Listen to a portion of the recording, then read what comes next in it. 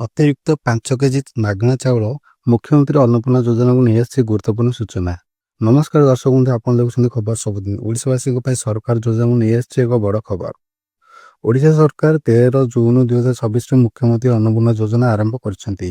ଏହି ଯୋଜନାର ଉଦ୍ଦେଶ୍ୟ ହେଉଛି ଯୋଗ୍ୟ ପରିବାରଙ୍କୁ ଅତିରିକ୍ତ ଖାଦ୍ୟ ସୁରକ୍ଷା ଯୋଗାଇବା।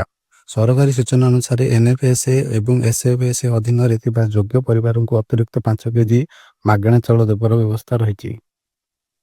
ଅର୍ଥାତ୍ ଯେଉଁ ହିତାଧିକାରୀମାନେ ଏହି ଯୋଜନାର ନିୟମ ଅନୁସାରେ ଯୋଗ୍ୟ, ସେମାନେ ସରକାରୀ ବ୍ୟବସ୍ଥା ଅନୁଯାୟୀ ଅତିରିକ୍ତ ଚାଉଳ ପାଇପାରିବେ। ସବୁଠାରୁ ବଡ଼ କଥା ହେଉଛି ସରକାରଙ୍କ ଅନୁସାରେ ପ୍ରାୟ 3,28,00,000 ଲୋକ ଏହି ଯୋଜନାରୁ ଲାଭ ପାଇବେ। ଏହା ଓଡ଼ିଶାର ମୋଟ ଜନସଂଖ୍ୟାର ପ୍ରାୟ 80%। ଏହି ଯୋଜନା ଗରିବ ଓ ଆବଶ୍ୟକତା ଥିବା ପରିବାରଙ୍କ ଖାଦ୍ୟ ସୁରକ୍ଷାକୁ ଆହୁରି ମଜବୁତ କରିବାରେ ସହାୟକ ହେବ ବୋଲି ସରକାର କହିଛନ୍ତି। ତେବେ ଆପଣ ଯଦି NFSA କିମ୍ବା SFSA ଅଧୀନରେ ହିତାଧିକାରୀ ଅଛନ୍ତି, ତେବେ ନିଜ ରାସନ କାର୍ଡ଼ ଏବଂ ଚାଉଳ ବଣ୍ଟନ ସମ୍ପର୍କିତ ତଥ୍ୟ ନିଜ ଅଞ୍ଚଳର ରାସନ ଡିଲର କିମ୍ବା ସରକାରୀ ପୋର୍ଟାଲରେ ଯାଞ୍ଚ କରନ୍ତୁ।